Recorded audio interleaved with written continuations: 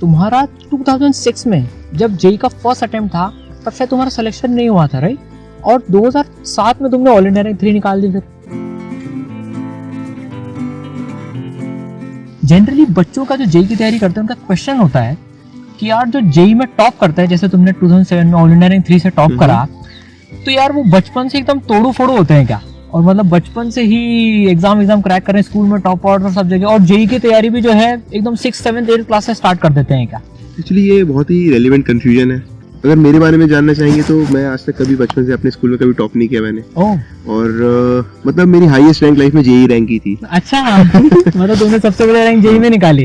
Okay. सो बस ये था कि स्कूल टाइम से मैथमेटिक्स और साइंस में बहुत इंटरेस्ट आता था और फ्रेंड्स भी सारे वैसे ही थे। तो टीचर से पूछते थे कि यार साइंटिस्ट बनना है तो लाइफ में क्या करें? तो उन्होंने बोला बेटा कुछ भी करना है तो आईआईटी में जाओ, वही इंडिया में अपना गढ़ है साइंस का। तो बस उसी तरह से इंटरेस्ट आया और फिर कुछ बुक्स वगैरह पढ़ते रहते थे जो टीचर्स बताते कि यार ये बहुत इंटरेस्टिंग किताबें हैं, ये पढ़ो, जैसे अपनी हेलिडे रेसनिक वॉकर फिजिक्स के लिए, राइट, और मैथमेटिक्स के लिए वो न्यूटन की प्रिंसिपिया मैथमेटिक्सिया, ऐसी कुछ अजीब अजीब किताबें थोड़ा बहुत पढ़ते रहते थे। और फिर 11 से अच्छी तैयारी चालू करी। मतलब रिगरस प्रिपरेशन तुमने 11 से करी? 9, 10 में कंसेप्ट्स वगैरह बिल्डअप करे 9, 10 की जो स्टडीज के हिसाब से, फिर रिगरस 11, 12 में स्टार्ट करी। ओके। अच्छा एमरून, तुम्हारा 2006 में जब जेई का फर्स्ट अटेम्प्ट था तब शायद तुम्हारा सिलेक्शन नहीं हुआ था, राइट? और 2007 में तुमने ऑल इंडिया रैंक 3 निकाल दी। फिर तो यार 6 के बाद में तुम्हारे पास शायद दूसरे कॉलेजेस के ऑप्शन भी थे, और अगर ऑप्शन थे तो तुमने कैसे डिसाइड करा कि मैं 1 साल और जेई के लिए तैयारी करूं या जो अवेलेबल कॉलेजेस हैं उसमें एडमिशन ले लूं? बहुत ही डिफिकल्ट फेस था सारांश को। मतलब एक तो सबसे पहले जेई में ना होना, राइट, वो बहुत ही मतलब मेंटली एकदम से लोड था कि यार क्या हुआ, क्यों नहीं हुआ, राइट। ऐसे में आप खुद आपके डिसीजन लेने के लिए एकदम तैयार नहीं होते हो, राइट। तो आप और वो एज भी नहीं होती है खुद के डिसीजन लेने की, राइट। काफी अगर पीयर प्रेशर से देखा जाए तो फ्रेंड्स बोलते हैं यार क्यों 1 साल खराब कर रहा है, इतने सारे कॉलेज में ऑप्शन मिल रहे हैं, वहाँ ज्वाइन कर ले, राइट। बट मेरे पेरेंट्स की एक वो था कि यार अभी कॉम्प्रोमाइज करोगे लाइफ में फिर लाइफ टाइम कॉम्प्रोमाइज ही करते रहोगे, और 1 साल से कुछ फर्क नहीं पड़ता। जैसा तुम्हारे दोस्त बोल रहे हैं, तुम आगे जब जिंदगी देखोगे तो 1 साल से कोई तुम्हें खास ऐसा ऊपर नीचे नहीं होगा। फिर अब उनने बोला, उनका ही बिलीव था, तो फिर ड्रॉप ले लिया। उससे फिर एक बहुत क्लियर हो गया कि यार ठीक है 1 साल है, let's try it out, will do another try and will see, otherwise बाकी सारे ऑप्शंस तो बाद में भी खुले ही रहेंगे लाइफ में।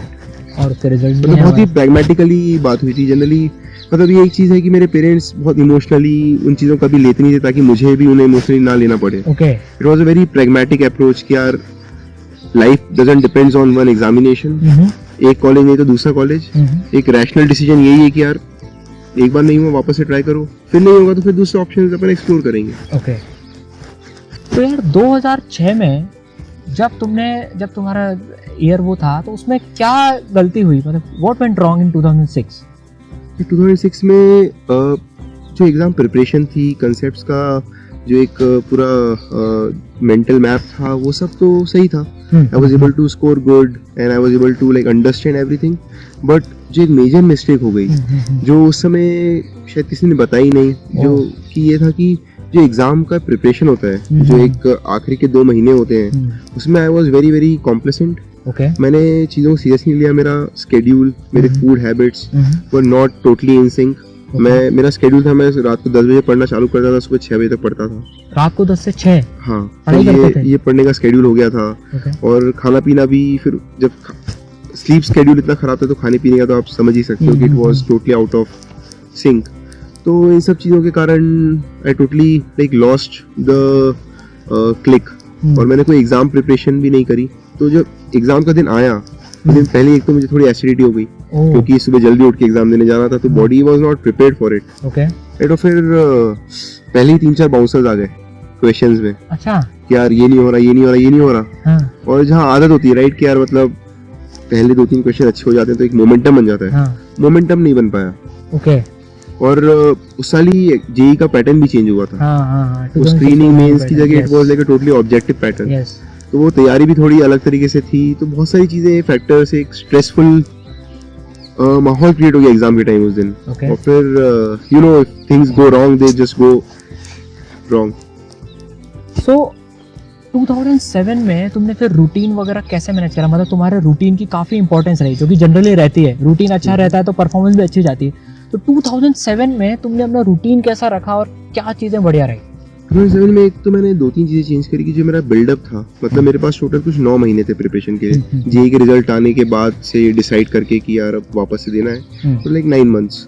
तो पहले जो 6-7 महीने थे उसमें मैं बहुत अच्छा एक रूटीन लाइफ की, यार 12 बजे सोना है, 7 घंटे की नींद लेके 7 बजे उठना है, रात को सोना है। हाँ, रात को प्रॉपर अच्छी ठीक है, नाइट स्लीप, और फिर एक अच्छा ब्रेकफास्ट करके सुबह का जो टाइम रहता है उसमें 4-5 आवर्स अपना स्टडी करके फिर 2-3 घंटे की क्लास, और बाकी फिर 5-6 आवर्स। तो total like 11 to 12 hours of self study regularly, right. और फिर सारे टॉपिक्स का अच्छा वो बना लिया था स्केड्यूल, क्या ये टॉपिक को ज्यादा टाइम देना है, इस पे कम देना है। तो एक प्रॉपर प्लान था, सिस्टमैटिक तरह से तैयारी करी थी। It felt like I was in control of things rather than कि हाँ मुझे बताया जा रहा है ऐसे कर लो और ऐसे कर लिया। अगेन 2 साल का एक्सपीरियंस था, तो पता था क्या सही करना है, कहाँ लास्ट टाइम गलत थे वो सही करना है।